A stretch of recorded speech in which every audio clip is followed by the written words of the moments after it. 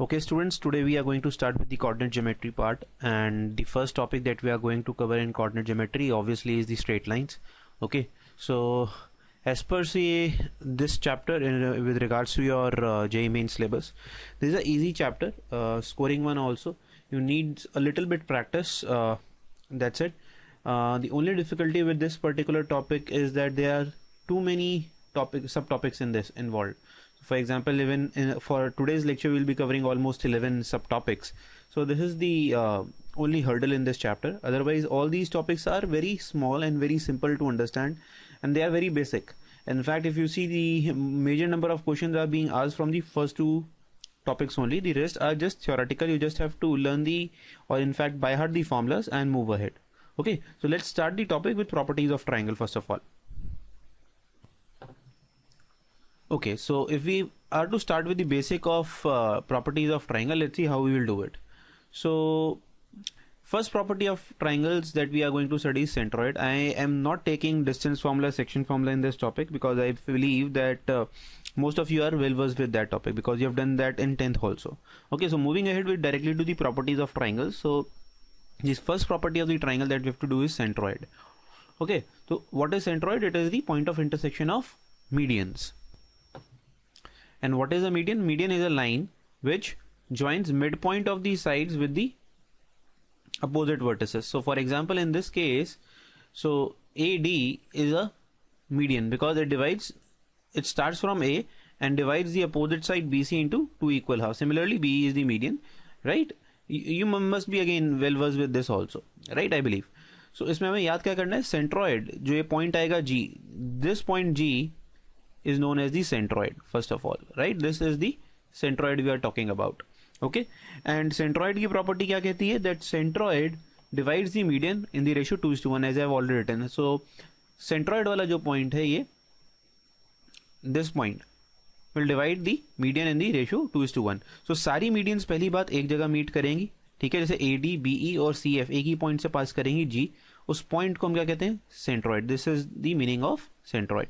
And we'll also do इन lines को क्या कहते हैं कि जो तीनों लाइंस एक ही पॉइंट से पास कर रही हैं, जो कि ये जी है, इन्हें हम कहते हैं concurrent lines. So we'll talk about this also.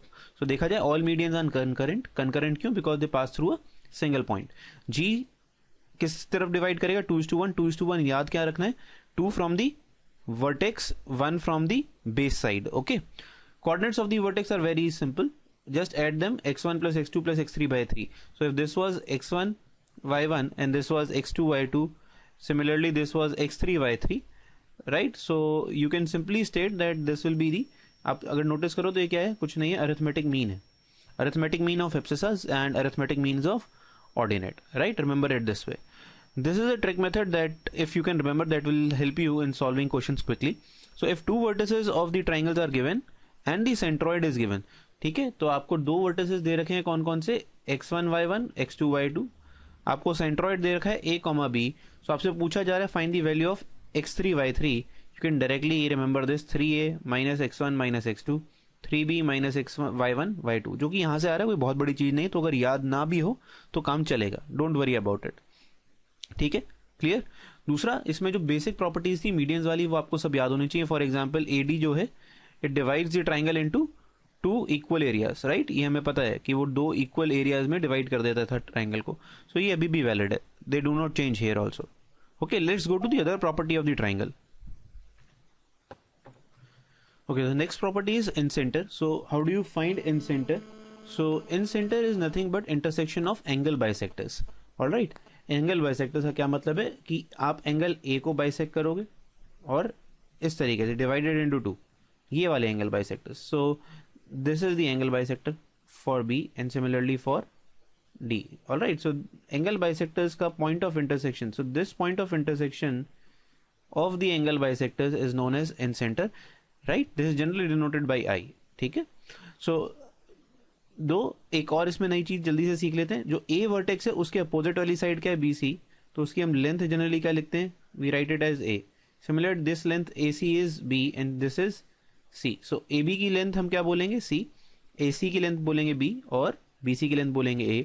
तो अगर आपके पास फिर से वही प्रॉपर्टी, अगर ये vertices x1 y1, x2 y2 और ये x3 y3 थे, तो आपके पास फिर से इन सेंटर क्या आ जाएगा, ए एक्स वन। कैसे याद करना है, देखो एक x1 को किससे मल्टीप्लाई कर रहे हो, उसके अपोजिट साइड की मैग्नीट्यूड से, x2 को उसके अपोजिट साइड की मैग्नीट्यूड से, c को सॉरी उसकी अपोजिट साइड की मैग्नीट्यूड से। So ax1 plus bx2 plus cx3 upon a plus b plus c। Similarly do this for what, ordinate also, right. This the in centre. Incenter को हम इन centre क्यों कहते हैं, because ये जो centre है ये किसका सेंटर है, ये एक इन सर्कल का सेंटर है। What do you mean by in circle, in circle एक ऐसा सर्कल है जो ट्राइंगल के अंदर फॉर्म होगा और उसकी तीनों साइड्स को टच करेगा, और circle touching all the three sides of the triangle is known as incircle. The center of that circle is known as incenter. So this is a very important property. So इसमें हम कैसे बोलते हैं, that circle inscribed in a triangle, circle inscribed in a triangle, right? inscribed का मतलब क्या हुआ, अंदर, ठीक है। सो एंगल बाइसेक्टर्स की दूसरी अगर हम प्रॉपर्टी देखें, angle bisectors divide the opposite side in the ratio of the remaining side. So for example हम ये डी पॉइंट को पकड़ने की बात करते हैं, तो A B by B A C की जो रेशियो होगी उसी रेशियो में ए डी अपनी अपोजिट साइड को डिवाइड करेगा। So this is B D by D C, this ratio will be same. Very important result, ठीक है। ये जनरली हम भूल जाते हैं पर ये पेपर में बहुत ज्यादा पूछा जाता है, तो this is a very important result, one should actually by heart it, right. Similarly जैसे हमने सेंट्रॉइड में करा था 2:1 की रेशियो में डिवाइड करता है, incenter divides the angle bisector in the ratio B plus C by A, ठीक है। तो जो ये पहले वाला था, ओके, तो इसमें कैसे हो जाएगा कि जो ये ए डी है, ये वाली रेशियो तो क्या हो जाएगी बी प्लस सी, और नीचे वाली रेशियो क्या हो जाएगी ए, तो B plus C divided by. This is how you have to remember. Plus वाला साइन जो है वो वर्टेक्स की तरफ, बेस की तरफ फिर से normal. Got it. Let's move to the next property. Next property circumcentre, right. As a name suggest, ये फिर से कहां से आ रहा है, एक ऐसी जगह से जिसको हम कहेंगे सर्कम सर्कल, राइट। जैसे इन सेंटर आया था इन सर्कल से, ये कहां आ रहा है, सर्कम सर्कल से। So what do you mean by circum circle, is a circle which circumscribe, इसमें हम वर्ड क्या यूज करते हैं, सर्कमस्क्राइब, सर्कमस्क्राइब। सो सर्कमस्क्राइब का क्या मतलब है, वो बाहर से टच करेगा। नोटिस करो अब की बार कौन बाहर है, सर्कल बाहर है, ट्राइंगल अंदर है। पहले वाले केस में क्या था, सर्कल अंदर था, ट्राइंगल बाहर था। तो अगर हमें बाहर वाली चीज को हाईलाइट करना है, we'll use the word circumscribe, otherwise will use the word inscribe, right. This is the difference. So circumscribe, circle is circumscribing, that means it will not pass or it will not touch the sides now, but it will pass through the vertices of the triangle, ठीक है। Property किस चीज की है ये, very important. अब की बार ये वर्टेक्स की प्रॉपर्टी नहीं है, ये किसकी प्रॉपर्टी है, perpendicular bisectors of the side. So उसमें वर्टेक्स वर्ड कहीं यूज नहीं हो रहा है, तो ए से नहीं बनाना है कभी भी लाइन। सो सर्कम सेंटर में there is no coordination of the vertex, वो बात अलग है, इक्विलेटरल ट्राइंगल में आ जाएगा, वो हम लेटर ऑन स्टेजेस में देखेंगे। सो इसका मतलब क्या है, परपेंडिकुलर बाइसेक्टर क्या होता था, एक ऐसी लाइन जो बाइसेक्ट भी करे और परपेंडिकुलर भी हो, राइट। तो point of intersection of perpendicular bisectors of all the three sides, ये वाला जो पॉइंट आएगा आपकी बार, ये आपको क्या देगा, सर्कम सेंटर। Got it. और सर्कम सेंटर से हमें क्या मिल जाता है, सर्कम रेडियस, ठीक है। इस सर्कल का जो बन रहा है उसका रेडियस, वो कैसे, आप देखो ना, ये जो इसको ज्वाइन कर दो,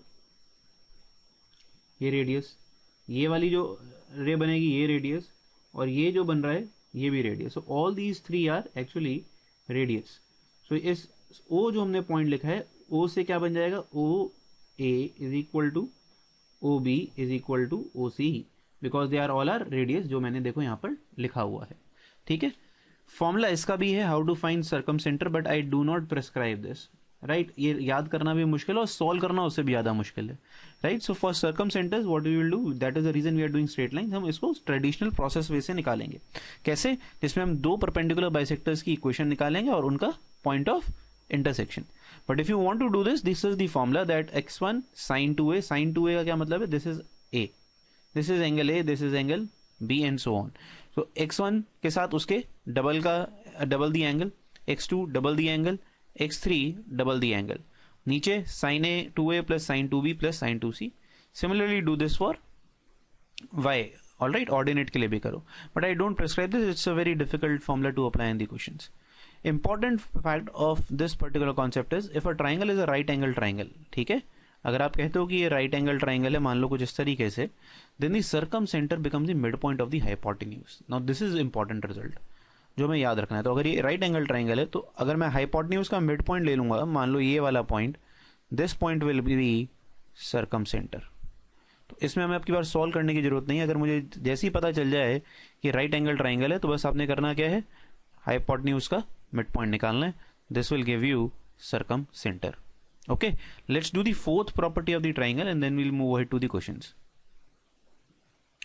So the fourth property left is now the ortho center. All right, ये इसमें ortho circle कुछ नहीं होता, सर्कल दो ही होते हैं, इन सर्कल और सर्कम सर्कल. ठीक है, इससे ज्यादा सर्कल्स की हम बात नहीं करेंगे. So ortho center is the property or it's a, you can say, point of intersection of perpendiculars drawn from vertices. Again it is a property of vertex now. अब हम vertex पे वापस आ गए, which are actually called altitudes. So it is a point of intersection of altitudes of the triangle. और altitudes जरूरी नहीं है सामने वाली साइड को बाइसेक्ट करें. तो ये गलती नहीं करनी है कि आपने जल्दबाजी में इसको भी डिवाइड बाय 2 कर दिया. दिस मे और मे नॉट बी पॉसिबल. ठीक है, तो ये नहीं करना है हमें. ओके, अब इसमें भी फॉर्मूला है, बड़ा कॉम्प्लिकेटेड फॉर्मूला दिख ही रहा है आपको फिर से. ठीक है, तो I will also not prescribe to remember this.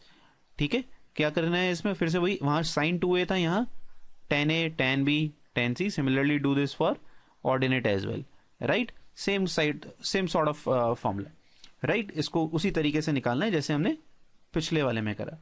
इसमें एक इंटरेस्टिंग चीज क्या है, if a triangle is a right angle triangle then the orthocentre is the point where right angle is formed. बड़ी ऑब्वियस ही बात है, कई बार इतनी ऑब्वियस ही चीज हम भूल जाते हैं पेपर में.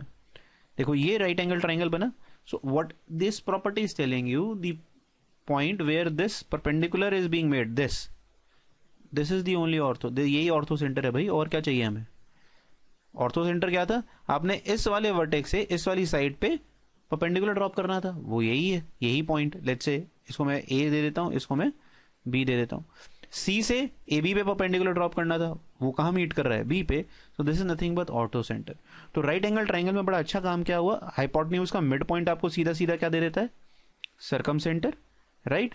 और उसका जहां पर राइट एंगल बन रहा है वो क्या दे देता है आपको, ortho centre. Very important property.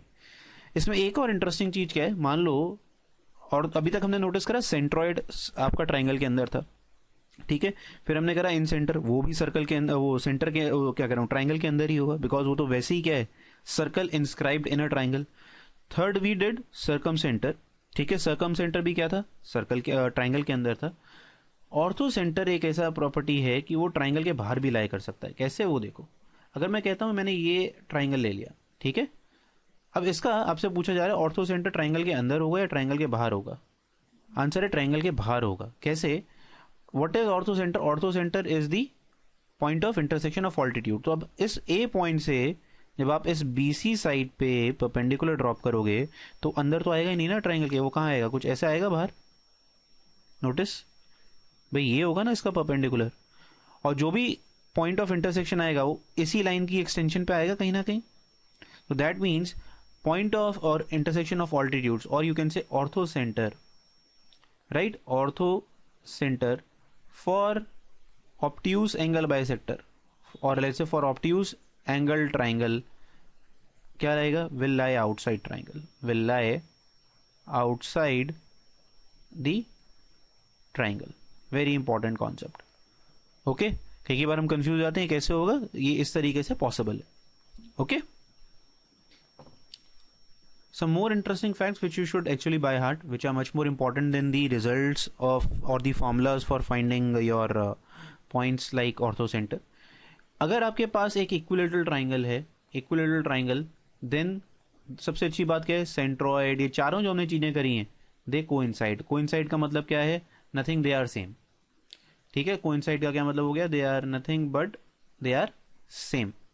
ठीक है, तो आप सबसे आसान कौन सा होता है हमारे लिए निकालना, सेंट्रॉइड. सेंट्रॉइड निकाल लो, वो सारे ही हो गए. तो फॉर एग्जांपल अगर आपने पता लगा लिया, क्वेश्चन में जो ट्राइंगल है that is an equilateral triangle and you are asked to find the orthocenter for this, तो you are not to find orthocenter. In fact आपको सिर्फ फाइंड आउट क्या करना है, centroid, that will automatically become the yes orthocenter, right. Orthocenter, centroid and circumcenter are always collinear. Now this is something very important. So एक line पे बना है, collinear मतलब they will lie on a line, OGC. This is how I remember this. So I am trying that you can also remember that in the same fashion. OGC. O generally is denoted for ortho center. G is the pet name for centroid. And C generally denotes circumcenter. Right? ठीक है, इसको आप कैसे याद कर सकते हैं? ONGC word हमने करा है, ONGC कंपनी होती है, उस ऑर्डर में याद रखो, N गायब कर दो. Right? OGC, oil gas corporation, कैसे भी आप याद कर लो, that is up to you. So this is actually into ratio 2:1. ठीक है, हमारे पास सर्कम सेंटर हमारे पास कभी कभी जल्दी निकल जाता है, सेंट्रॉइड तो बहुत ही आसान होता है निकालना था. हमसे जनरली क्वेश्चंस पूछे जाते हैं find ortho centre. This property is very useful in finding ortho centres. O, G and C, right? So this is 2:1. This is what is given, that centroid divide the line joining ortho center and circumcenter in the ratio 2:1. Third property for isosceles triangle, जो चारों point थे हमारे ये वाले, right, they lie on the same line. अब की बार ये coincide नहीं करेंगे, बट ये क्या होंगे? Same line. That means they will be collinear, but ये अलग अलग होंगे. ठीक है, से कोइंसाइड नहीं करेंगे. इक्विलेटरल ट्राइंगल में बड़ा इंपॉर्टेंट है, ये क्या कर जाते हैं? कोइंसाइड, ये सारे सेम बन जाते हैं. So always watch out if the triangle is a equilateral. It will obviously ease your problem. Okay, let's apply them in the problems. Okay, now let us take the first problem, which says find the coordinates of the incenter of the triangle having these three coordinates as the midpoints. अब की बार ये vertices नहीं दिए हैं, तो हमारे को लग रहा था हमें vertices given होंगे. ठीक है, और इसमें एक क्वेश्चन को और टफ करते हैं. हमें incenter तो पूछा ही गया है, we will also try and find the ortho center of this particular problem. ठीक है, हम ऑर्थो सेंटर भी निकालेंगे. लेट्स सी कैसे. अब हमें क्या गिवन है? This let's say D point is given here, E point is given to us, and let's say F point is given to us. Right? So D point का अगर हम मान लें, डी पॉइंट को ले लो आप, लेट्स से 1,0. ठीक है, ई पॉइंट को मैंने ले लिया 1,1, और एफ पॉइंट जो बचा हुआ वो क्या हो गया? 0,1. So now I am giving you new formula for finding let's say ABC without. आप करने को ये कर सकते थे कि मिड पॉइंट फॉर्मूला लगा के तीनों में लीनियर इक्वेशंस बनाओ और सॉल्व करो. I will give you easy formula for this. So for example, if for A आपको A के वर्टेक्स निकालने हैं, राइट? तो देखो कैसे बनेंगे. A के अपोजिट वाला वर्टेक्स कौन सा है? D. ठीक है, तो A के लिए आप क्या करो? 0 + 1 - 1. That means add this and this जो उसके साथ मैच कर रहे हैं, और सब्ट्रैक्ट कर दो सामने वाला, comma. Let's say similarly for y, तो y के लिए क्या हो गया? 1 + 1 - 0. सो this is 1 + 1 - 0. So nothing, actually this is 0,2. This is how you find A. Now can you do this orally with me? So B क्या हो जाएगा? बताओ B क्या है? इन दोनों को ऐड करना है, F और D को, और E को सब्ट्रैक्ट करना है. तो 0 + 1 - 1, दिस इज 0 एब्सिसा. 1 + 0 0, और ये, तो B comes out to be 0,0. Right? Very simple. C क्या हो जाएगा? देखो C में क्या हुआ, इन दोनों को ऐड करो इस बार. 1 + 1 2 - 0, सो दिस बिकम्स 2. राइट? 0 + 1, अब की बार मैं ऑर्डिनेट्स को ऐड कर रहा हूँ, और माइनस सामने वाला, तो ये क्या हो गया? 0. So 2,0. These are the coordinates that you will obtain directly. Right? 2,0 0,0, and this becomes what? 0,2. Right? अब मैं अगर ऑर्थो सेंटर को पहले सॉल्व करता चाहूँ इस क्वेश्चन में, तो this is now very simple. क्यों? अब इनको आप कोऑर्डिनेट एक्सिस पे प्लॉट करो ढंग से. राइट? सो पहला बी पॉइंट क्या है? पी पॉइंट तो आपके पास क्या आ गया? Origin 0,0. Right? C point is what? 2,0. This is your C, and this A point becomes 0,2. कुछ इस तरीके का ट्राइंगल है ये आपके पास. ये नोटिस करो, ये क्या है? Right angle triangle. सो आपका ओरिजिन इस केस में क्या है? इसका मतलब this is the orthocenter. तो this is what I was trying. Orthocenter कभी आपसे निकलवाएंगे नहीं, इनडायरेक्टली इस तरीके से पूछेंगे. तो इस क्वेश्चन में अगर कोई आपसे पूछता है what is the orthocentre, so the orthocentre is nothing but origin itself. Right? Now how to solve incentre? Let's apply in centre in it also. अब इसमें देखते हैं कि भाई इन सेंटर के लिए हमें फॉर्मूला ही अप्लाई करना पड़ेगा. तो वो क्या था? ax1 + bx2 + cx3. याद आया? अभी करा हमने, divided by a + b + c. इसमें a + b + c क्या था? And I will say similarly for y. वो आप खुद सॉल्व करोगे. कुछ इस तरीके से था. सो अगर हमें करना हो a, सबसे पहले आप पता लगाओ इसका मतलब a, ये डिस्टेंस कितना आ रहा है? सिंपल है, देखो 2 यूनिट्स, 0,0 और 2,0. सिमिलरली ए सी कितना आ रहा है मेरे पास, तो बी सी आ गया मेरे पास 2 यूनिट्स.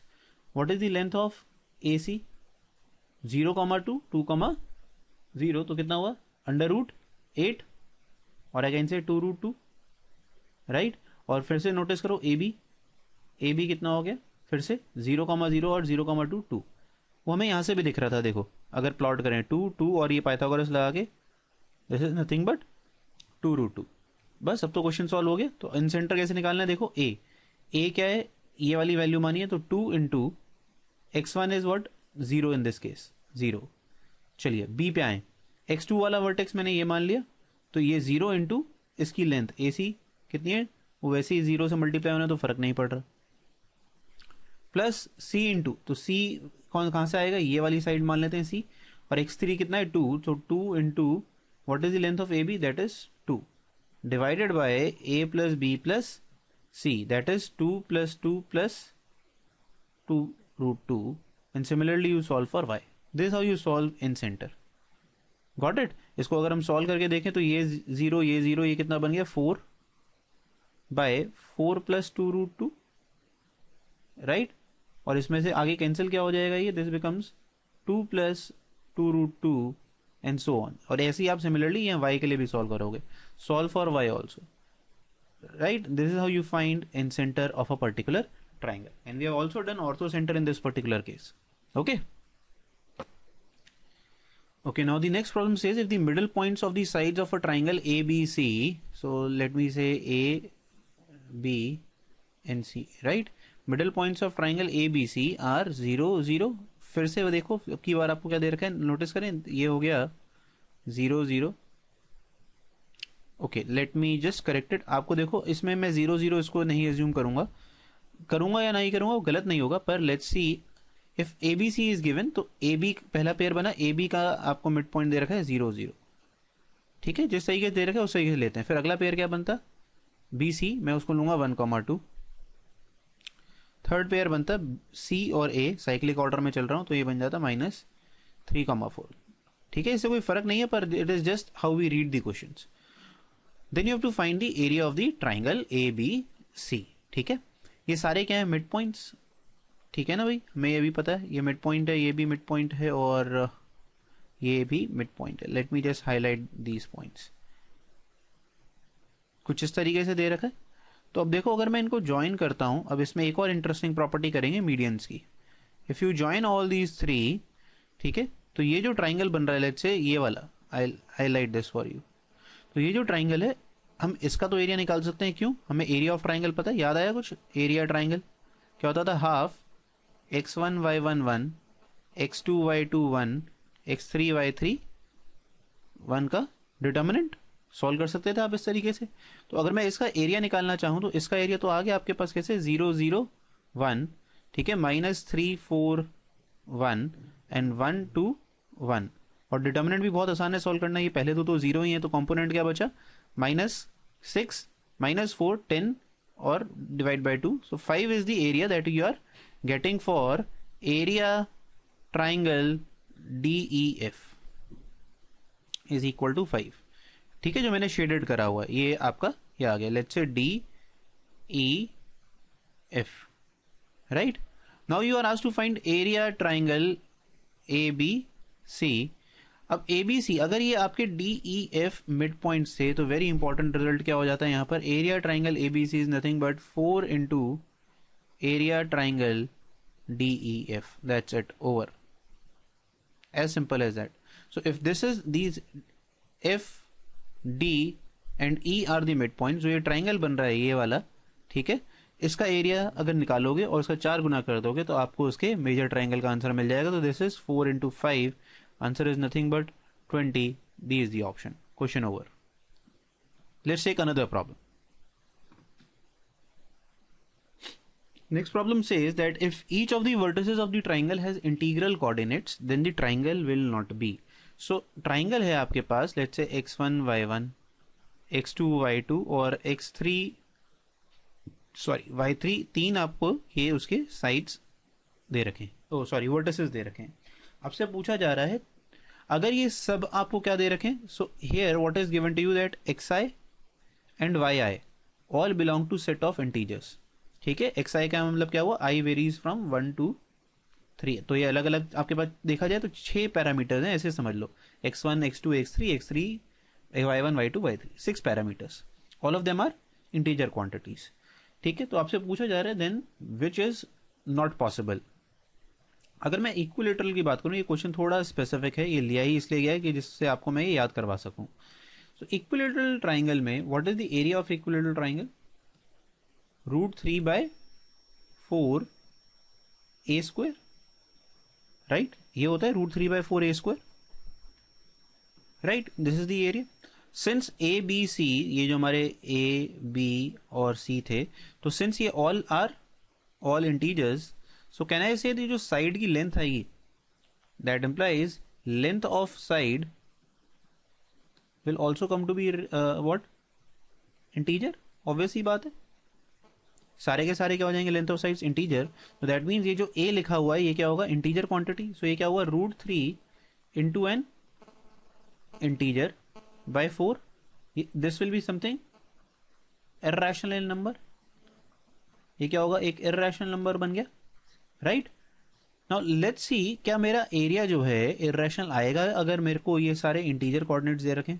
एरिया क्या हो जाता था ट्राइंगल का, अभी हमने करा half determinant of x1 y1 1, x2 y2 1, right, and x3 y3 1। अब अगर आप इस डिटर्मिनेंट को सॉल्व करोगे जिसमें मुझे पता है ये x1 y1 x2 y2 x3 y3 सारे क्या हैं, integer, this quantity must also be an integer. Obvious ही बात है, सॉल्व करोगे क्या होना, क्या मल्टीप्लाई और सब्ट्रैक्ट ही तो हो रहा है, डिवाइड तो कहीं भी नहीं हो रहा डिटर्मिनेंट के अंदर। So this area comes out to be what, integer. ये वाला एरिया हमारा आना क्या चाहिए था, इंटीजर। इक्विलेटरल ट्राइंगल वाला क्या बोलता है, आएगा क्या, इर्रेशनल। अगर ये चीज हमें कंस्ट्रेंट गिवन है, both does not match, no match here, so that means if your all vertices are integral then the triangle cannot be equilateral, right। This is how you have to remember why I have taken this problem. This is a very famous problem, पूछी भी जाती रहती है कहीं ना कहीं हर साल, may not be a JEE mains but it might be asked in problem examinations like BITSAT, Manipal, VIT, whatever exams you are going to take in future, okay।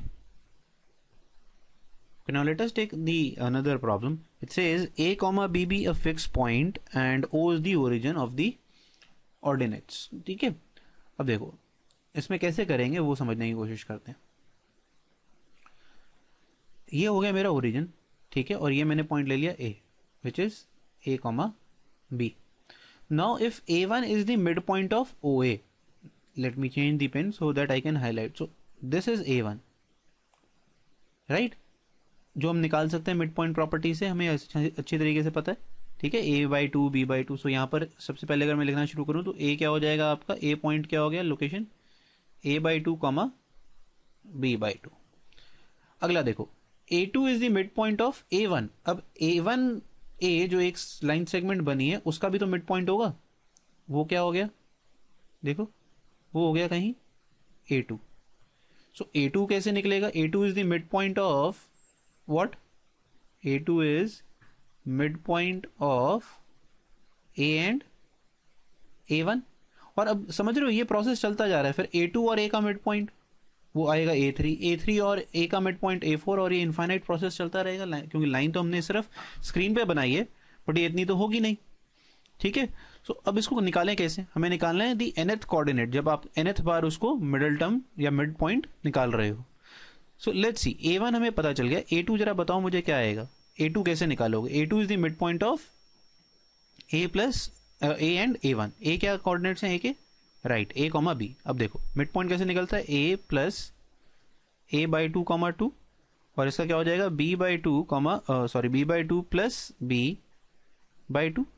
क्या लिख सकते हो इसको, ये हो गया a/2 plus a/2 square and similarly b/2 plus b/2 square, यही बनेगा। Let's try and find what will B a3। a3 will be what, it will B mid point of, yes it will B mid point of a and a2।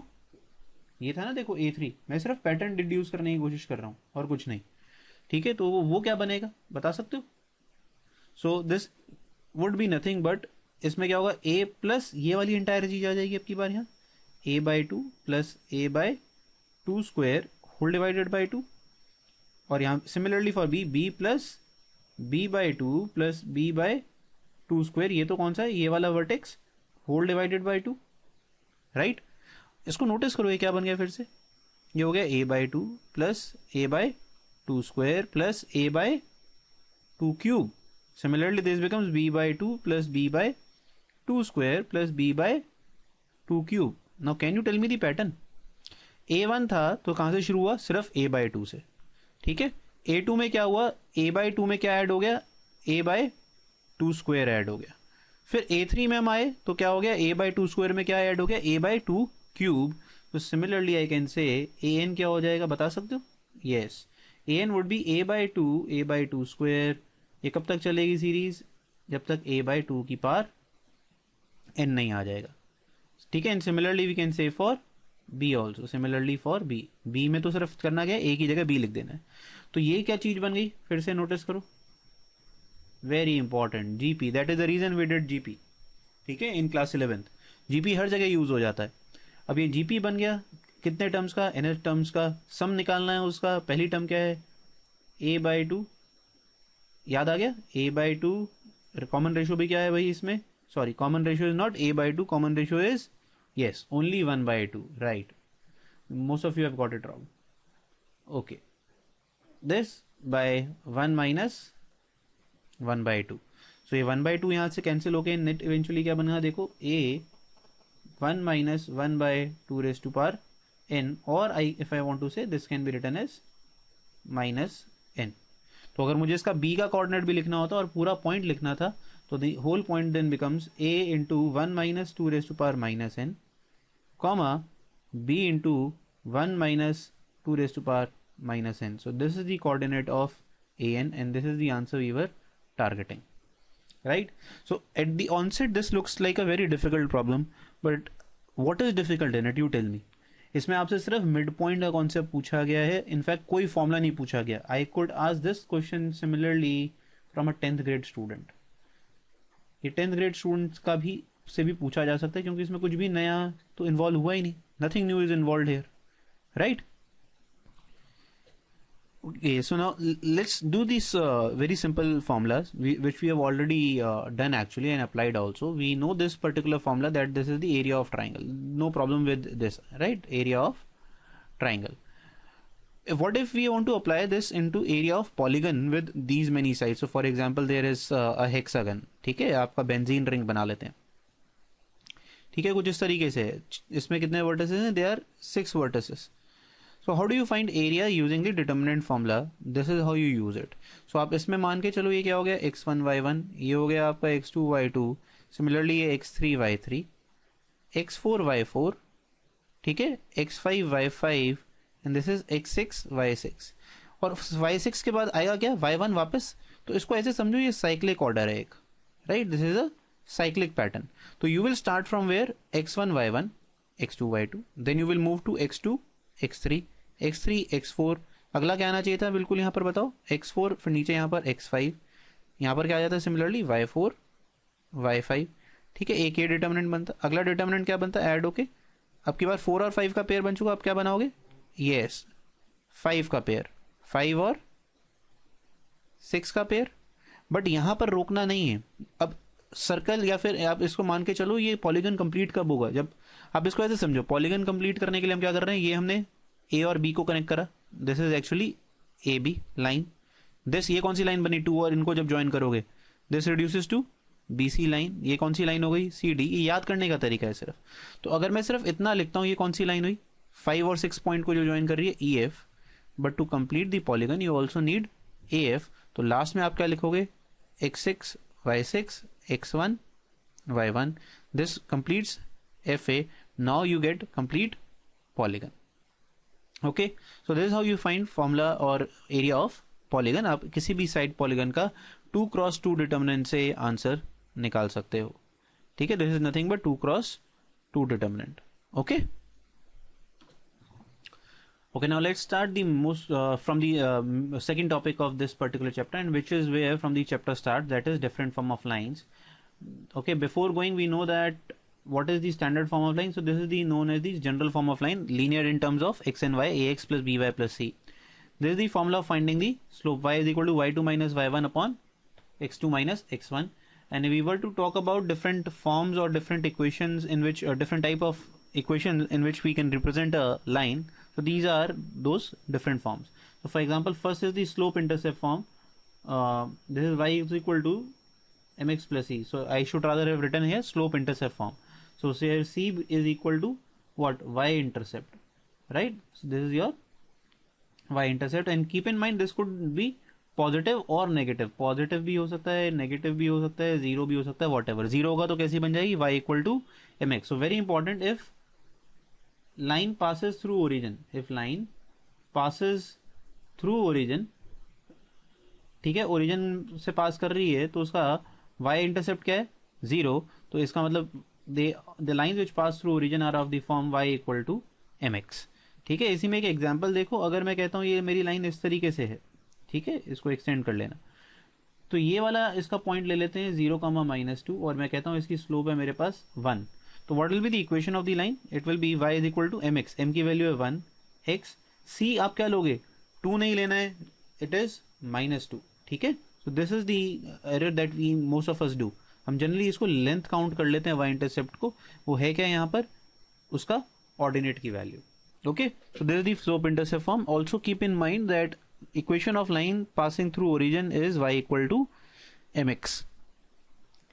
The other forms are simple. Then you have what? Slope intercept form or point form, 2 point form. They are actually one and the same thing. क्यों? क्योंकि अगर आपके पास 2 point दे रखे हैं तो ये क्या आ जाएगी भाई? ये स्लोप की वैल्यू आ गई ना, एज सिंपल एज दैट. तो ये नोटिस करो, ये ऊपर वाली चीज बन गई, आपके पास यहाँ पर m था, यहाँ पर m निकाला गया.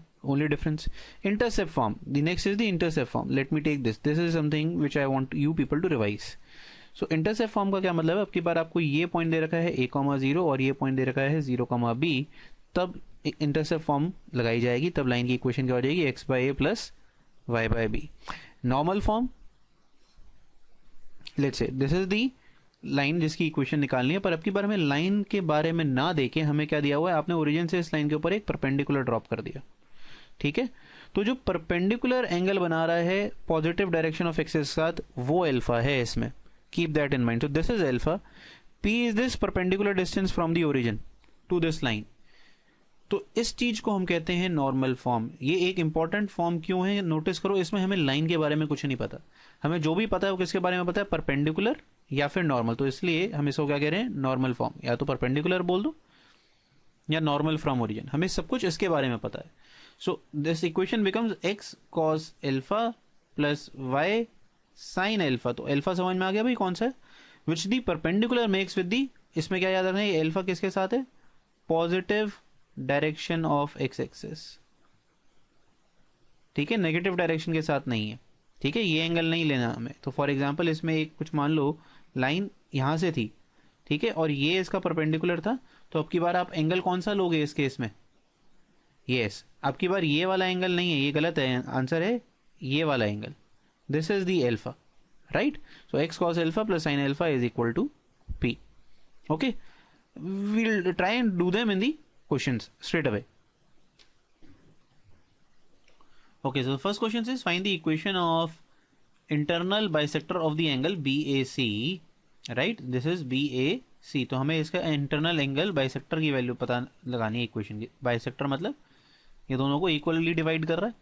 और आपको जहां पर वर्टिसेस दे रखे थे, A दे रखा था आपको 5,2, B is also given as 2,3 and C is also given as 6,5. This is already given to you. ठीक है, ये तीनों चीजें गिवन है आपको.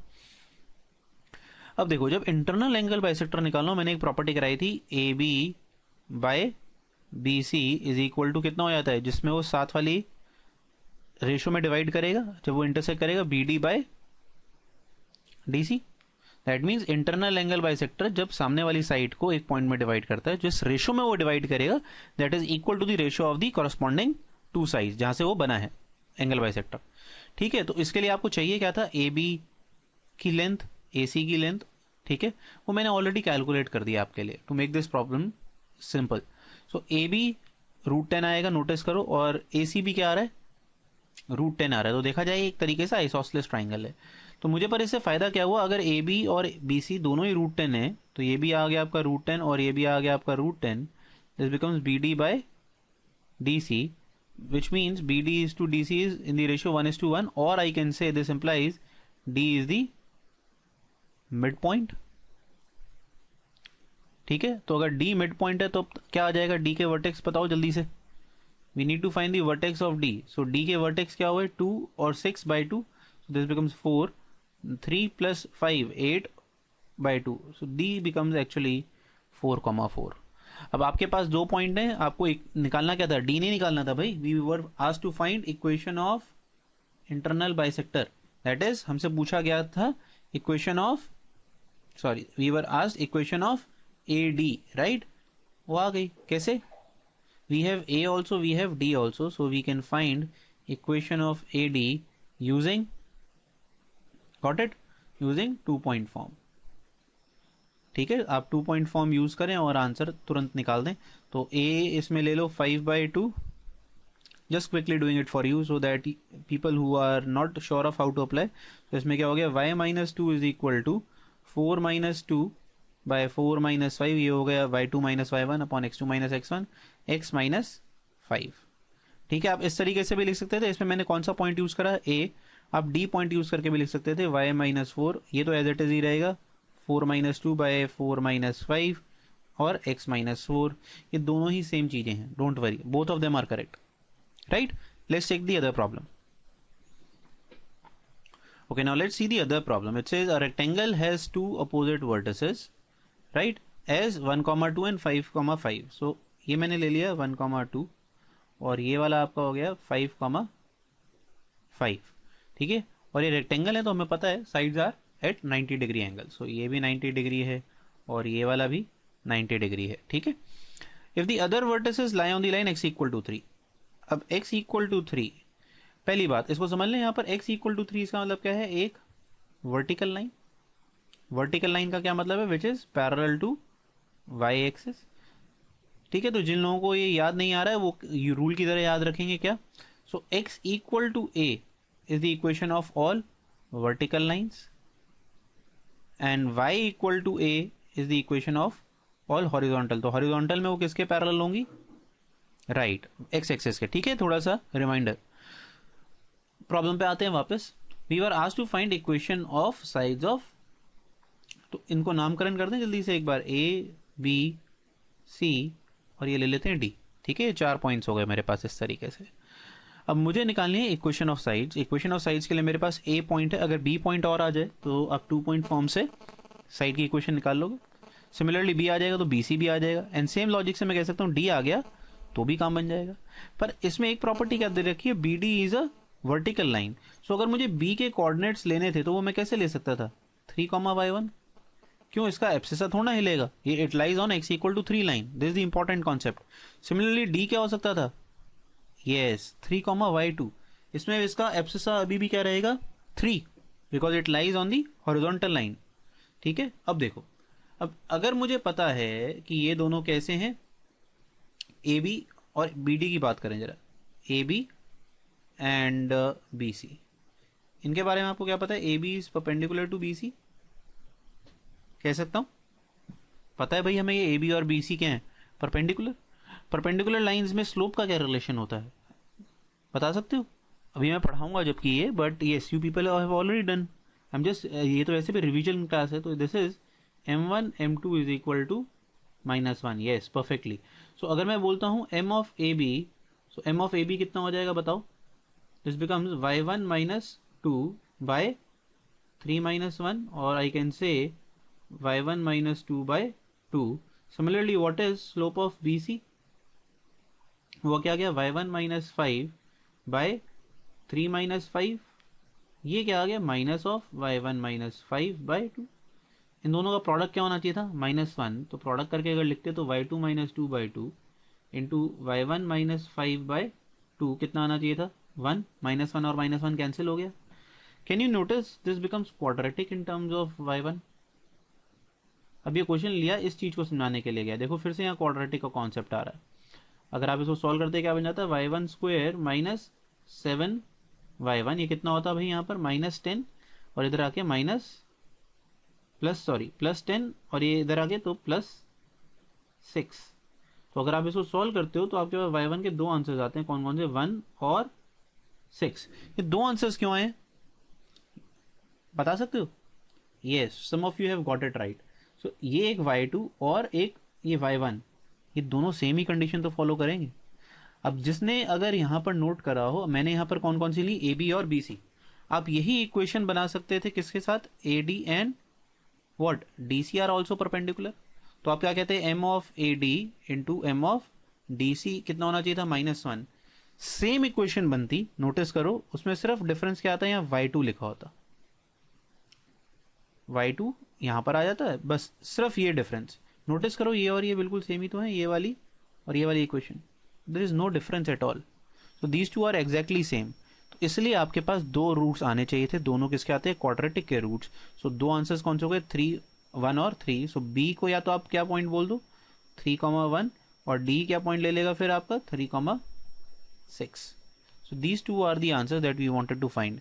अब अगर आपके पास बी और डी आ ही गया है तब तो क्वेश्चन सॉल्व कर लोगे, तब तो सिर्फ क्या है, 2 पॉइंट फॉर्म लगा के सबकी इक्वेशन निकालनी है। I am living that part for you people, all right, do it on your own. Okay, now let's take another problem which says find the equation of straight line. So this is the highlighted straight line which I have taken L. इसकी हमें equation पता लगानी है।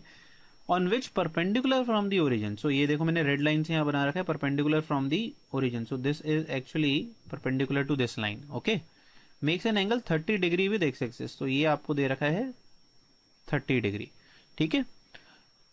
And the area forms a triangle of area 50 √3 with coordinate axis। तो अगर मैं इनके नामकरण कर लूँ कि ये पॉइंट है B, ये पॉइंट है A, एक्स एक्सिस पे जहाँ मिल रहा है, और ये हो गया ओरिजिन। तो आपको दे क्या क्या रखा है, area triangle OAB is nothing but 50/√3। एक तो ये दे रखा है पहली बात आपको, फिर आपको एंगल, इसको और नामकरण कर देते हैं D, ठीक है, और एंगल ODA इज 90, ठीक है, परपेंडिकुलर है क्योंकि वहां, और एंगल AOD इज 30 डिग्री। ये हमें गिवन है, ये सारी चीजें हमें गिवन है क्वेश्चन में। हमसे पूछा क्या जा रहा है, इक्वेशन ऑफ लाइन L, हमें ये निकालना है, ठीक है जी। नोटिस करो ये कुछ कुछ डायग्राम किससे मैच कर रहा है, ये हमारा नॉर्मल फॉर्म ऑफ लाइन के साथ मैच नहीं कर रहा, नॉर्मल फॉर्म ऑफ लाइन, जहां हमें सब कुछ किसके बारे में दे रखा है, नॉर्मल के बारे में। सिर्फ कमी किसकी रह गई, हमारे पास नॉर्मल में क्या चाहिए होता था, अल्फा, अल्फा तो हमें पता ही है 30 डिग्री, हमें सिर्फ पी रह गया। पी क्या है यहाँ पर, ओडी। तो अगर किसी तरीके से मुझे ओडी पता चल जाए तो मेरा क्वेश्चन सॉल्व हो जाएगा। टारगेट ही यही है इस क्वेश्चन में। अब देखो कैसे, ठीक है, ओडी को अगर मैं मान लेता हूं पी, जो मुझे चाहिए, let's say this is P, ठीक है, ओडी अगर पी है तो अब आ जाओ ट्राइंगल्स के अंदर। एरिया पहले बताओ मुझे, एरिया ट्राइंगल OAB का क्या होगा, apart from this particular way मैं कह सकता था हाफ OA इंटू OB। तो टारगेट हो गया यार, OA और OB निकालो। तो अब आ जाओ OA और OB के लिए क्या करें, triangle OAD, in triangle OAD, ठीक है, आप ये देखो कि OA क्या है, हाइपोटेन्यूज है, ठीक है, और OD मैंने क्या ले लिए, P। So can I say cos 30 degree will be become OD by OA base upon hypotenuse, देखो राइट। तो ये क्या हो जाएगा, बेस अपॉन हाइपोटेन्यूज। तो यहां से क्या आ गया, P की वैल्यू कितनी आई भाई, P by OA is equal to cos 30 degree, और I can say OA is equal to cos 30 degree by, oh sorry, this will be OA will be P by cos 30, right? Let me change it for you. ठीक है, अब similarly let's see in triangle आप देखो, दूसरा triangle पकड़ते हैं OBD। अब अगर ये 30 डिग्री था तो can you tell me what this angle would be, blue मैंने हाईलाइट करा ये वाला एंगल, ऑब्वियसली ये 60 degree, this angle will become 60 degree. So and again can I say what will be OD by OB, OB इसमें फिर से क्या है आपका hypotenuse. So I can say now cos 60 degree will become what, OD by OA, और फिर से अगर नोटिस करो तो क्या बन गया, sorry not OD by OA, this will be OD by OB. Okay, so this becomes P by OB is equal to cos 60 degree, and OB comes out to be nothing but equal to P by cos 60 degree. Okay, so now only the calculation part is left. हमें पता है half OA into OB कितना हो जाएगा, half P by cos 30 into P by cos 60 degree, और ये दोनों हम की वैल्यूज कितनी दे रखी हैं भाई, एरिया कितना दे रखा था हमें, yes 50 by √3. Now just need to solve this. तो ये बना क्या भाई, पी स्क्वायर, ठीक है, cos 30 कितना होगा 1/2 √3/2, गॉट इट. तो कितना हो जाएगा भाई ये पी स्क्वायर, देखो कितना आएगा आपके पास 25, कट कटा के सारा क्या बन जाएगा, P square is equal to 25. तो यहां से हम बोल सकते थे सर आंसर कितने आएंगे, P इज इक्वल टू +-5. दो आंसर आ गए, तो इसका मतलब आंसर कितने होने चाहिए थे, दो लाइनें बनेंगी. लाइनें कौन कौन सी हो जाती, वो तो अब बस क्या करना है, किस फॉर्मूले में डालना है, x cos alpha plus y sin alpha is equal to P. But be aware that P था क्या, P वॉज डिस्टेंस. तो क्या डिस्टेंस नेगेटिव हो सकता है, यहाँ पर सिर्फ P की कौन सी वैल्यू ली जाएगी, P is equal to 5, not +-5. then the answer would become x cos alpha कितना है भाई 30 डिग्री, ये हो गया y sin 30 degree is equal to 5. This is the answer we are looking for. Okay, so this is your particular answer, and this is how you introduce normal form into the questions. Okay, now let us do the other problem, which is the center of the square is at origin, and you are also given one of the vertices, let's say A. So this is the vertex A, which is given as 2,1, and the center is also given to you people, which is nothing but origin, right? Let me write O for here. And you are asked to find other coordinates of the square B, C and D, right? So this is what is being asked of you. So we know that A is nothing but 2,1 and O point is the origin, so 0,0. So by using this we can simply find C. C is very easy because we know that O is the midpoint of AC, right? So if you assume this as x, y, then directly doing x plus 2/2 equal to 0, this should give you what, abscissa of x, which is -2, right? And similarly if I do y plus 1/2 should be equal to 0, so this gives me y is equal to -1. So this gives me coordinates of C, that is -2, -1. This becomes -2, -1. Now you are also required to find coordinates of B and D. Now this is the challenging stuff, that how we do this. So there are various methods of doing this particular activity. What I am going to highlight is the parametric form, how to use parametric form to solve these kind of questions. Alright, so I'll be talking about the parametric form. Parametric form क्या कहती है वो एक बार पढ़ लें पहले. सो अगर आपके पास एक लाइन है, आपको इसका स्लोप पता है theta, and there is a point P here, and you are finding a point which is a distance r from this point, let's say Q. You are asked to find this, and you know the coordinates of P, that is x1 and y1. Then what I can say about Q is, so Q अगर x2 और y2 था, तो x2 और y2 अगर कुछ इस तरीके से, तो x2 क्या बन जाएगा, देखो x2 can be written as x1 plus r cos theta, and similarly I can say y2 is nothing but y1 plus r sin theta. Alright, this is what is parametric form all about. Parametric form में क्या remember करना है, distances are involve, right, distance on the same line और measured parallel to this line. Okay, जैसा एक question भी है आपके एनसीईआरटी में, just revise this concept from there. So अगर मुझे B और D निकालना है, तो एक बार बताओ what is distance AO. AO आसानी से निकाला जा सकता है, वो क्या बन गया, √2² + 1, which is nothing but √5.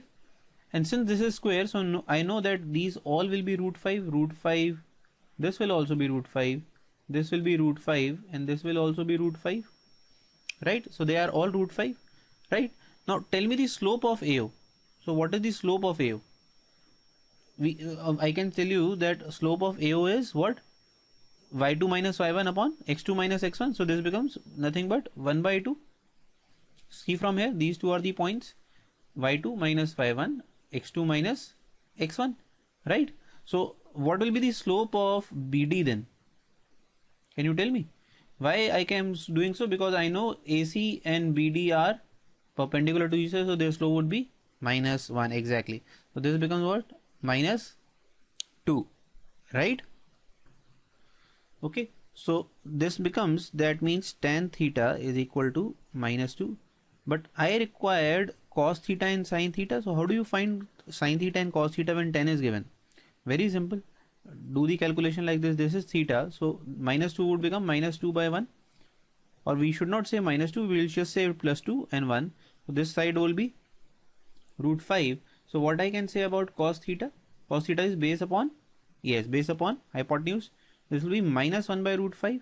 Why I have introduced minus? Because tan theta is negative. That means theta is obtuse. For obtuse angles, cos is also negative. Then sin theta would be what? Perpendicular upon hypotenuse. So this will become 2 by √5, and we will not use minus sign here because for obtuse angles sin is still positive. So 2 by √5, right? So that means for line BD we have this information available, that we know the value of sin theta and cos theta for this particular line, and we can find tan theta of that line also. In fact, we have found cos theta and sin theta using tan theta for this particular line. Now you have O and you are asked to find values of B and D, and B and D are at a distance of, what is the distance of B and D? Distance of B and D from O, it's √5, right? Now you can see this is the actual hint which says that you have to use parametric, because distances are getting involved. Whenever distances are getting involved, go for parametric form. So originally question is that you have to go down √5 and you have to go up √5 from the origin. So what will be the location? Use this formula here. So 0 plus minus √5, r is √5, cos theta is what? -1 by √5. All right, this is the abscissa, and the ordinate will be 0 plus minus √5. Sin theta is 2 by √5, right? So if you see, these two √5s get cancelled out, and the point that you will get is nothing but 0 plus minus -1, comma 0 plus minus √2, or I can say this will reduce to minus plus, क्योंकि एक minus है, plus होगा तो यहाँ minus आएगा, minus होगा तो यहाँ प्लस आएगा, तो इसलिए क्या हो जाएगा? -+1 plus -2. So the answer are actually 2 points. कौन कौन से पॉइंट आ गए? -1, 2 and 1, -2. So these two are the coordinates of B and D, and this is how you solve this question using parametric form. So parametric form can become very handy when distances are involved. Keep this in mind. Okay, now let's start the third topic, which is position of a point with respect to a line. All right, so assume there are 2 points P and Q, right? So either they could be on the same side of the line, so for example I have drawn here, or they could be on the opposite side of the line, somewhere here, right? So this is actually the case of same side of the line, obviously, as the name suggests and as the diagram suggests, and this is on the what? This is the on the opposite side of the line. So how do you determine whether these 2 points are on the same side when the vertices or the points are given to you, right? So let's see how. So if this is x1 y1, let's say this is x1 y1 and this is x2 y2, right? और आपकी line है ax plus by plus c equal to 0. कुछ नहीं करना, आप इस point को इस लाइन में सेटिस्फाई कराओ, इस पॉइंट को इस लाइन में सेटिस्फाई कराओ. सो इन अ वे सेटिस्फाई का मतलब ax1 by1 प्लस c, एक इक्वेशन ये बनेगी, राइट? जब आप x2 डालोगे तो क्या बनेगा? ax2 plus by2 plus c. If these two things are of the same sign, then this is the answer. और यू कैन से, अगर आप इन दोनों का प्रोडक्ट कर दो या डिवीजन कर दो, बड़े बुक्स में बड़े अलग अलग फॉर्मूले हैं, don't get confuse. Either you product them or you multiply them, it is one and the same thing, right? Because it's an inequality. वो कहते हैं if this is greater than 0, this is same side. If this is less than 0, then this will be opposite side. This will be the target. Okay, this is how you find opposite side of the points with respect to a line. Let's apply this in a question to understand what do you mean by this property. It says find the position of the origin with respect to the triangle. So rather than saying with respect to line, what I have said with respect to triangle. So आपको बताना क्या है, whether it lies inside or outside the triangle. This is what you are asked to find, right? With respect to triangle, you can only say these two things, inside or outside the triangle, where these three are the sides of the triangle. What I have already calculated for you is I have calculated the vertices which I will obtain by intersection of these sides, right? You will have to solve this. You will not be provided this in the paper. So I have solved this and this to get this, this and this to get this point, and this line to get this point over here. Okay, so this was pretty simple. This is nothing but point of intersection of lines, right? Point of intersection of lines. This, I guess, most of you will be able to solve very easily. Okay, now coming to the point that how do we determine whether the point lies inside the triangle, this region, or the outside region? Okay, let's see how. So let's say these are the three lines which are given to you. Okay, and you need to determine the location of the point origin. Let's say I am writing A, B and C here. Okay, you want point O to be inside this particular triangle. Let's say we are targeting that, let's prove that O is inside this particular. ठीक है, so अब देखो कैसे होगा. अगर if this is inside the triangle, then let's talk about BC. Let's say I talk this as L1 line, right? AO with respect to A and O, AO, right, with respect to BC are on the same side, right? Both of them are on the same side, because why? Because see this region, right? So they are on the same side. So first condition will be applied for this. A and O point should be on the same side with respect to C. So this actual में आप इसको ऐसे समझो, मैं regions में divide करता हूँ इस क्वेश्चन को, दो अच्छा लगेगा. First reason, second reason, third reason, fourth reason, fifth, sixth, और ये वाला हमारा जो हमें रीजन चाहिए सेवेंथ. ठीक है, तो इससे when AO is with respect to BC are on the same side, कौन कौन से रीजन रिजेक्ट हो गए? ये नीचे वाले रीजन रिजेक्ट कर दिए आपने, ये वैसे भी आपको आंसर में नहीं चाहिए थे, rejected, right. Now let's come talk about B and O. BO with respect to, आपके B और O को किस रिस्पेक्ट में बात करेंगे? AC के रिस्पेक्ट में. We talk about B and O with respect to AC, they should be on the same side. अगर वो opposite side हो गए तो triangle के बाहर हो जाएगा. So let's say I am trying to find out whether they are on the same side or not, right? So इसके लिए अब देखो, अगर if they are on the same side, कौन कौन से regions reject हो जाएंगे? 2, 3, 4 if this comes out to be on the same side, right? Next let's talk about another vertex which is left, which is CO, and if we talk about CO with respect to AB, they should be on same side if the O point has to be inside the triangle.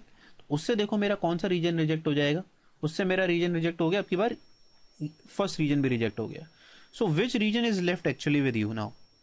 Only region 7 is left, और वो region कौन सा है? The region, let me just highlight again it for you. तो ये reason बचा, तो ये रीजन कौन सा रीजन है? This is the region where actually my point will lie inside the triangle. यही चाहिए था आपको. अगर हमें मान लो ये पता लगाना है, this is how you actually solve these kind of questions. So इसमें सॉल्व क्या करा जाएगा? You will be required to solve 3 inequalities. Will be required to solve 3 inequalities. कौन कौन सी? First, second, third. These are the 3 inequalities which will be required to solve. Okay, let's see how you will solve them. So let's see if this is the point O, which is origin. I'm just trying whether it is inside the triangle or not. So A and O should be on the same side with respect to BC. So BC की equation क्या है? X plus 1 equal to 0. This is the equation of BC, right? So आपको कुछ नहीं करना, दोनों points को इस line के अंदर satisfy कराओ. So A is nothing but A is a basic point 3,1. तो 3,1 को अगर मैं इस line में डालता हूँ, what answer you will get? 4.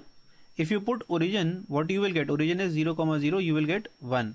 Both answers are positive. So that means A and O are on the same side with respect to line BC. Okay. Now let's talk about B and O with respect to AC.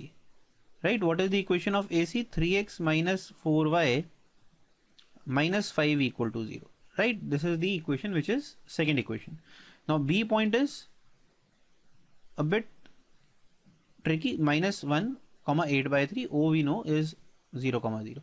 So if we substitute this point over here, what value you will get? मुझे उससे मतलब नहीं है कि क्या value आती है. In fact I am only interested in the sign.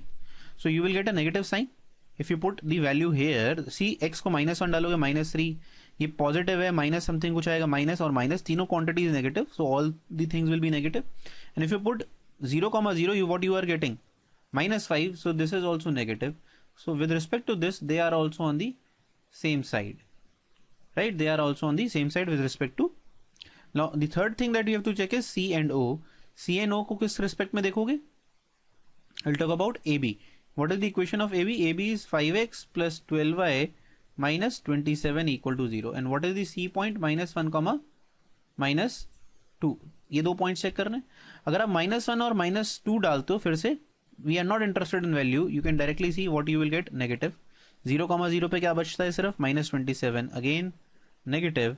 Again with respect to this they are on the same side, so that means this implies that O lies inside the triangle. O lies inside the triangle. This is what actually is required in this particular question. Okay, and this is how you solve with respect to point or a line. Okay, so हमने पढ़ा था with respect proper position of a point with respect to line, but we applied it in triangle, and but indirectly we used with respect to line. Okay.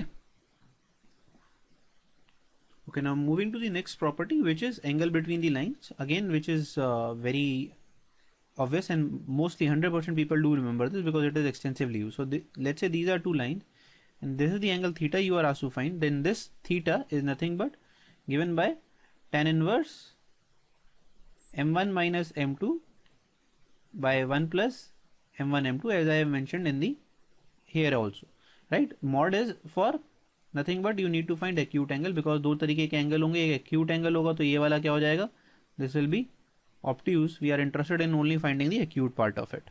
Okay, and we talk about the lines. If a1x b1y plus c1 equal to 0, a2x plus b2y plus c2, इस तरीके से lines दे रखी हूँ, तो parallel lines होने के लिए क्या हो जाएगा, a1 by a2, that is ratio of coefficients of x, ratio of coefficients of y, they should be equal, but they should not be equal to c1 by c2. ये भी एक important step है, तो ये add कर लें यहाँ. They should not be equal to c1 by c2. This is very important.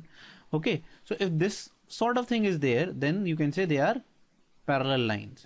For example, x plus 3y plus let's say 5 is equal to 0, and the other line that is given to you is 3x plus 9y minus 15, or let's 153 equal to 0, right? If you see, the ratio is 1/3 is equal to 1/3 for x and y, but this ratio is not equal to -5/153, so I would say these two are parallel lines, right? For perpendicular lines, if let's say अगर आपको perpendicular line देखनी है तो ax plus by plus c equal to 0, तो perpendicular line में पहली बात क्या हो जाता है, ax minus ay plus c1 equal to 0, कुछ इस तरीके की होनी चाहिए. अगर आप इस तरीके से नहीं समझ पा रहे हो तो इस तरीके से कर लो कि उनका a1 plus a2, a1 into a2 plus b1 b2 should be 0, और ये कुछ भी नहीं है. अगर ढंग से देखो तो ये लिखा हुआ है m1 into m2 is equal to -1. सो ये याद करने की जरूरत नहीं है. This is actually I believe what you can remember. So if you want to find a line which is perpendicular to a given line, आप क्या कर सकते हो, उनके क्या करो, x और y के कोफिशिएंट्स को इंटरचेंज कर दो, बीच में माइनस साइन लगा दो, कोई भी नया constant. So we will do this in family of lines. दो इसमें हम कैसे लिख देते हैं फैमिली ऑफ लाइंस में, lambda. For different different values of lambda different perpendicular lines आपको मिलनी शुरू हो जाएंगी. Next is the coincident lines. Coincident lines का क्या मतलब है, it is nothing but they are the same lines. Diagram उनका एक ही बनेगा. क्यों, कोइंसिडेंट मतलब एक के ऊपर एक. इसमें क्या हो जाएगा, a1 by a2 is equal to b1 by b2, ये तो पैरेलल की इक्वेशन थी, is equal to c1 by c2, ये और हो जाएगा. तो फॉर एग्जांपल मान लो इसी में जो यहाँ पर ये वाली लाइन थी, अगर मैं इसको लिखता हूँ 3x plus 9y plus 15 equal to 0, तो obviously one can say that these are same, they are not different lines, right? So these are same lines. Okay, so this was the basic about angle between lines. Let's see what is the difficult concept involving this particular huge basic concept. So underlying this concept is a very important concept which says lines making an angle with a given line. Okay, तो अब आपको question कैसा दिया जा सकता है कि एक लाइन मान लो 60 डिग्री का एंगल बना रही है गिवन लाइन के साथ. One line makes an angle of 60 degree with a given line. So let's say this is the given line which is I am talking about, right, and the line makes an angle of let's say 60 degree. तो जरूरी थोड़ा ना line एक 60 degree का angle ऐसी बनाएगी. This is also possible that this angle is also 60 degree. जो मैं देखो मैंने यहाँ डायग्राम में बना रखा है, this is also 60 degree and this is also 60 degree. So in fact you will get two kind of answers for this. Can you get my point? So अगर आपको कोई बोला जाता है a line, क्वेश्चन कैसा आएगा? A line makes an angle, a line makes an angle theta with a given line. ठीक है जी, given line. तो वो इसका मतलब ये जो लाइन की बात कर रही है कितनी होंगी? They will be 2 in number. ऐसी कितनी लाइन हो सकती हैं? 2 लाइनें हो सकती हैं, एक लाइन नहीं होगी जो सेम एंगल बनाएंगी. उसको फाइंड आउट करने का तरीका कुछ इस तरीके का फॉर्मूला यूज होता है which I will take it in the question, right. यहाँ पर m क्या है? m is equal to slope of given line, slope of given line, right, and this alpha is the angle between the lines, जो आपको question में दे रखा होगा. Angle between the lines जो आपने निकालना, जो आपको दे रखा है कि भाई ये एक लाइन जो 60 डिग्री के एंगल पे इंक्लाइंड है. ठीक है, क्वेश्चन में देखो इसको कैसे देखते हैं. प्लस माइनस दिख रहा है दो और ये नीचे minus plus. This represents actually two answers जो मैंने यहाँ पर ज्योमेट्रिकली आपको सिखा दिए. ये ज्योमेट्रिकली आप देखो कि हमारे पास कितने आंसर्स आएंगे. इसके 2 पॉसिबल आंसर्स आएंगे. Let's see this in the problem. Okay, so the problem is that a vertex of an equilateral triangle is given to you. Okay, so vertex is given to be what? 2,3. let's say ये वाला vertex मैं ले लेता हूँ जो हमें given है 2,3 and the opposite side is given to be x plus y equal to 2. and since this is a equilateral triangle they both are 60. can I say so? हमसे पूछा जा रहा है equation of, तो टारगेट क्या है इसमें? we need to find equation of what? AB and BC की इक्वेशन निकालनी है हमें इसके अंदर. ठीक है, अब देखो ये क्वेश्चन कुछ ऐसा ही नहीं हो गया कि from point A, let me reframe it you, from point A, right, a line is drawn, from point A a line is drawn, right, which makes an angle of how much? Angle of 60 degree with given line. इसमें given line कौन सी हो गई? given line आपकी हो गई x plus y is equal to 2, right? okay, so same चीज नहीं होगी. क्यों? अगर ए पॉइंट से 60 डिग्री का एंगल बनाना है तो वो एक लाइन नहीं करेगी, वो कितने काम करेंगी? 2 लाइनें काम करेंगी, जिसकी वजह से ये एक्चुअल में क्या बन रहा है? इक्विलेटरल ट्राइंगल बन रहा है. ये भी 60 दे रखा है पर फिलहाल हमें. ठीक है, अब देखो इसमें अप्लाई क्या करना था. जो वहां फॉर्मूला दे रखा था, let me write the formula to make sure that you get hold of the formula. y minus y1 is equal to m plus minus tan alpha by what was there? This was 1 minus plus, right? अगर plus minus है नीचे m tan alpha x minus x1. So let me just highlight to you what all variables are written in this formula. So x1 y1 is nothing but your point 2,3. Got it? What will be the tan alpha? Tan alpha is nothing but tan 60 degree, मतलब जिनके बीच का angle का tan. This is nothing but √3. ठीक है, m is the slope of given line, slope of given line. So slope of given line क्या हो जाएगी इसमें? ये देखो, ये यहां पर आ रहा है, इसको आप ऐसे लिख लो अगर आपको नहीं समझ में आ रहा तो. So slope कितनी हो गई? -1. और otherwise also a new formula which we missed. So if anything is given in this format, ax plus by plus c equal to 0, so then the slope is nothing but minus a by b, that is coefficient of x divided by coefficient of y. Okay, So if you see that we have everything which is required to apply in the formula. So what is the formula? Let me just write it for you. So we have already written the formula. I'm just rewriting it so that I can just show you how to apply this in the question, right? So just put the values. So what you will get, y minus 3 is equal to m is minus 1 plus minus root 3 divided by 1 minus plus minus root 3 into x minus 2. So since they are plus minus, so you should actually get two answers. So let's say the first answer to this problem would be y minus 3 is equal to minus 1 plus root 3 upon 1 minus और minus कर दोगे तो क्या हो जाएगा फिर से plus, तो 1 plus root 3 x minus 2. And the second problem, second answer will become y minus 3 is equal to minus 1 minus root 3 upon 1 minus root 3 into x minus 2. So these are the two answers which we were looking for in this particular question, right? Okay, but this approach was based on the formula that we did. So this is the formula approach जो हमने करी थी अभी तक.